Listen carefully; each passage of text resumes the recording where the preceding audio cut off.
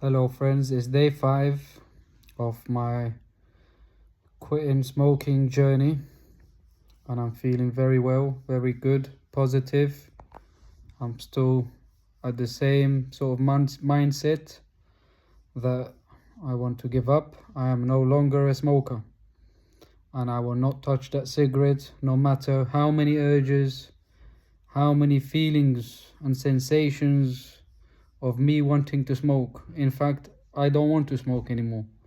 And only in the morning when I have my coffee, I get the urges, I acknowledge it, and I disregard it. I tell it to F off, as I no longer need you, and you are a liar, and you want me to be a slave to you. So this is how I talk to these feelings and emotions. I acknowledge them and I forget about it. I carry on with my life. Because for far too long, I became a slave to it. And I kept on lying to myself. So I'm no longer tolerating that. I'm no longer falling for that.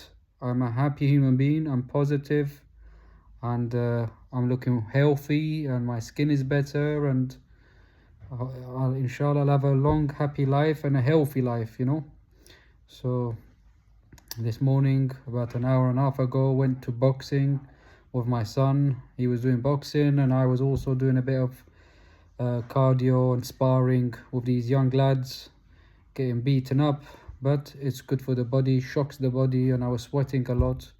I was getting my exercise in, so it was good. Then we had some nice food, and I don't need to smoke. I'm happy, and I'm showing an example to my son, and yeah, I'm happy for it. And day 5, and we're still strong. So if you are also on this journey, just think the way I'm thinking about it. It might work for you. And just positivity in the sense that you're not giving up anything, you're not losing anything. In fact, you're doing the opposite. You're gaining life, you're gaining your health back, you're gaining your freedom back. Because smoking is a form of slavery. Because you're a slave to the next cigarette and the next cigarette and the next cigarette. And then it comes to a point where you have a cigarette and after 20 minutes you want another one because the demand of the nicotine has gone up and your intake is not where it wants you to be. So you start smoking more and more, and it's a never-ending cycle. And then you'll end up with all sorts of health issues at the end of your life or even during your life. And we don't want that. We have enough problems in life, enough challenges, enough struggles in our own lives. We don't need cigarettes to make it harder. So if you're on this journey, stay positive.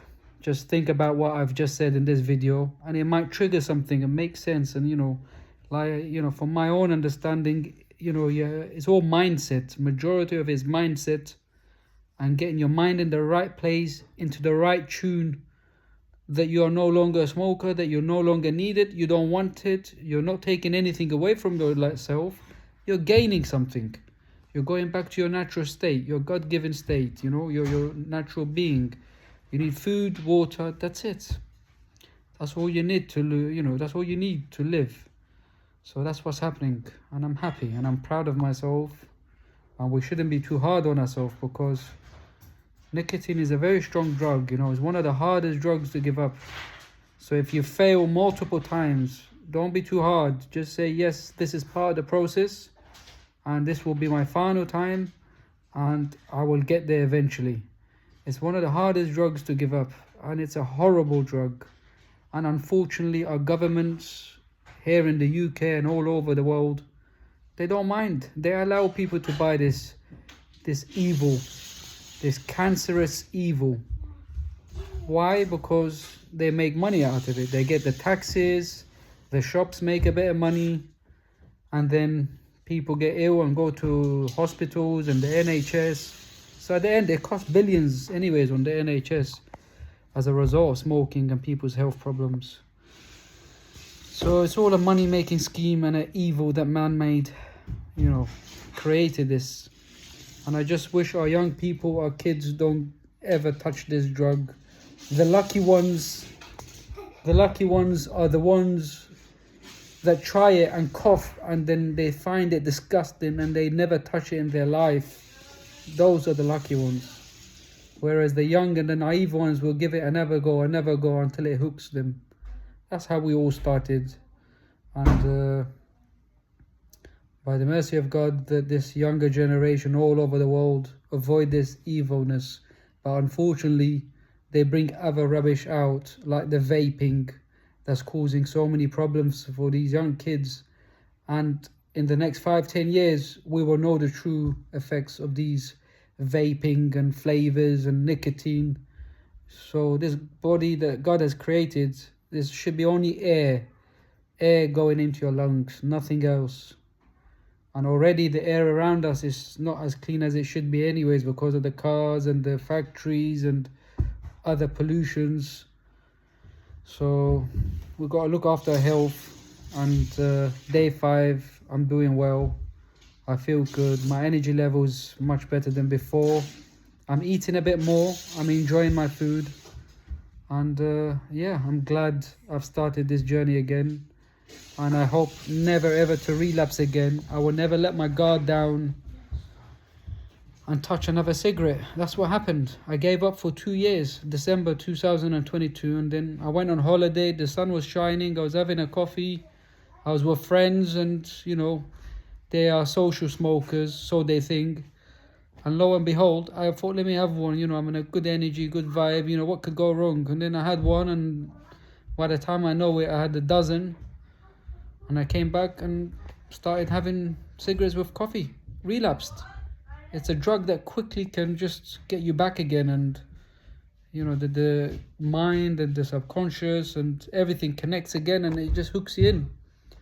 So never let your guard down.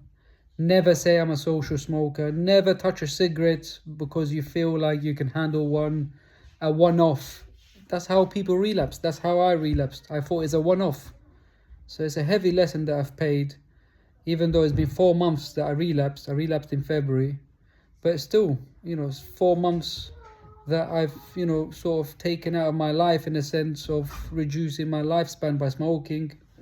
And the stress and the emotions that I didn't need, you know.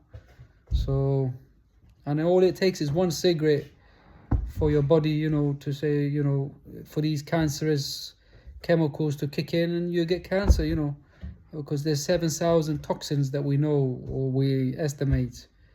So, for those of you who are listening, you know, it may not be a big deal because you guys are non-smokers. But for us who have gone through this, it's a big deal. Especially when you don't surrender, you know.